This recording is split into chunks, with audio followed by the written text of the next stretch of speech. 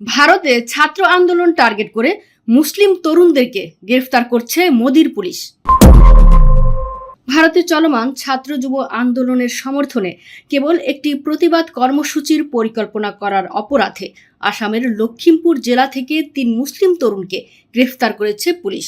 এখনো পর্যন্ত কোনো বিক্ষোভ মিছিল বা সমাবেশ অনুষ্ঠিত না হওয়া সত্ত্বেও তাদের বিরুদ্ধে ভারতের সার্বভৌমত্ব, ঐক্য ও অখণ্ডতা বিপন্ন করার মতো গুরুতর ধারায় মামলা দেওয়া হয়েছে।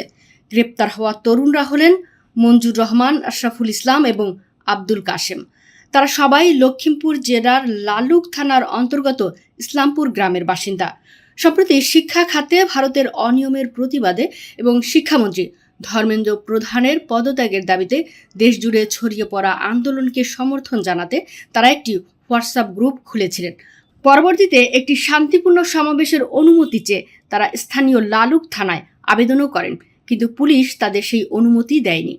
গ্রেফতারকৃতদের মধ্যে মঞ্জুর ও আশরাফুল এমকম এর ছাত্র এবং আব্দুল কাশেম ফার্মাসিউটিক্যাল সায়েন্সের স্নাতক হয়ে একটি বেসরকারি স্কুলে শিক্ষকতা করছিলেন।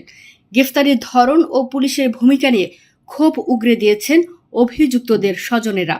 মঞ্জুরের বাবা মুজিবুর রহমান বলেন, আমার ছেলে প্রতিবাদের আয়োজন করার চেষ্টা করে কোনো অসাংবিধানিক কাজ করেনি। সারা দেশের যুব সমাজ আন্দোলন করছে, তাদের তো গ্রেফতার করা হচ্ছে না। আমার ছেলে তো এখনও কোনো সমাবেশও করেনি, কেবল আয়োজনের চেষ্টা করছিল।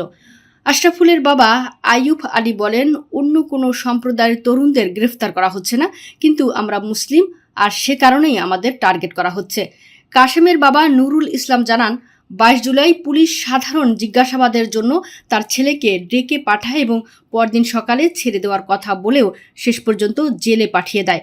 পুলিশ ওই 3 তরুণের বিরুদ্ধে ভারতীয় ন্যায় সহিংসতার 61/2 ব 353(1) এবং 152 নম্বর ধারায় মামলা দায়ের করেছে। এর মধ্যে 152 নম্বর ধারাটি অত্যন্ত কঠোর, যা মূলত রাষ্ট্রদ্রোহ বা দেশের সার্বভৌমত্ব, ঐক্য ও অখণ্ডতা বিপন্ন করার মতো অপরাধে প্রয়োগ করা হয়।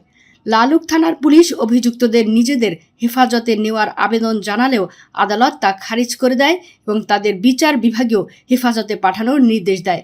লালুক থানার ওসি সীমান্ত পাঠক ঘটনার সত্যতা নিশ্চিত করে জানিয়েছেন, ঊর্ধ্বতন কর্তৃপক্ষের অনুমতি পেলে তিনি এ বিষয়ে বিস্তারিত আপডেট দিবেন।